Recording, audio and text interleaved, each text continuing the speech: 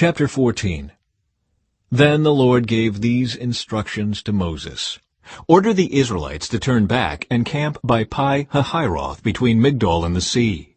Camp there along the shore across from Baal-zephon.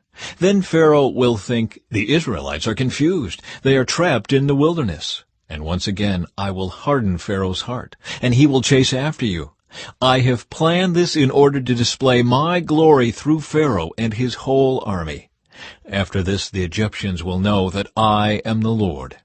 So the Israelites camped there as they were told. The Egyptians pursue Israel. When word reached the king of Egypt that the Israelites had fled, Pharaoh and his officials changed their minds. "What have we done, letting all those Israelite slaves get away?" they asked. So Pharaoh harnessed his chariot and called up his troops. He took with him 600 of Egypt's best chariots, along with the rest of the chariots of Egypt, each with its commander. The Lord hardened the heart of Pharaoh, the king of Egypt, so he chased after the people of Israel, who had left with fists raised in defiance. The Egyptians chased after them with all the forces in Pharaoh's army, all his horses and chariots, his charioteers and his troops. The Egyptians caught up with the people of Israel as they were camped beside the shore near Pi-hahiroth across from Baal-zephon.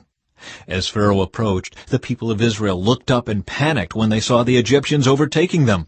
They cried out to the Lord, and they said to Moses, "Why did you bring us out here to die in the wilderness? Weren't there enough graves for us in Egypt? What have you done to us? Why did you make us leave Egypt? Didn't we tell you this would happen while we were still in Egypt? We said, 'Leave us alone, let us be slaves to the Egyptians.' It's better to be a slave in Egypt than a corpse in the wilderness." But Moses told the people, "Don't be afraid. Just stand still and watch the Lord rescue you today. The Egyptians you see today will never be seen again. The Lord himself will fight for you. Just stay calm." Escape through the Red Sea. Then the Lord said to Moses, "Why are you crying out to me? Tell the people to get moving. Pick up your staff and raise your hand over the sea. Divide the water so the Israelites can walk through the middle of the sea on dry ground. And I will harden the hearts of the Egyptians, and they will charge in after the Israelites.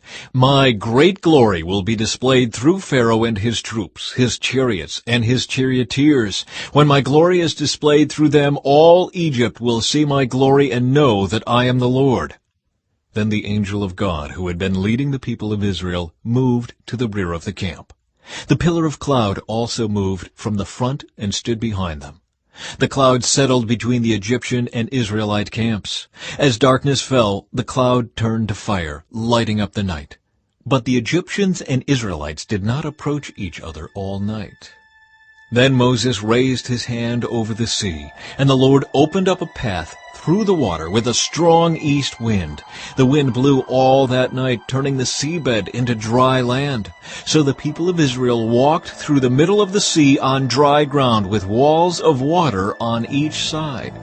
Then the Egyptians, all of Pharaoh's horses, chariots, and charioteers, chased them into the middle of the sea. But just before dawn, the Lord looked down on the Egyptian army from the pillar of fire and cloud, and he threw their forces into total confusion. He twisted their chariot wheels, making their chariots difficult to drive. "Let's get out of here, away from these Israelites," the Egyptians shouted. "The Lord is fighting for them against Egypt." When all the Israelites had reached the other side, the Lord said to Moses, "Raise your hand over the sea again. Then the waters will rush back and cover the Egyptians and their chariots and charioteers." So as the sun began to rise, Moses raised his hand over the sea, and the water rushed back into its usual place. The Egyptians tried to escape, but the Lord swept them into the sea.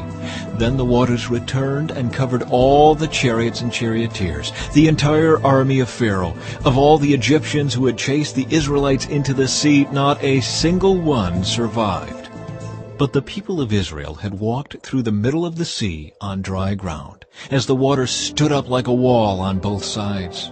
That is how the Lord rescued Israel from the hand of the Egyptians that day.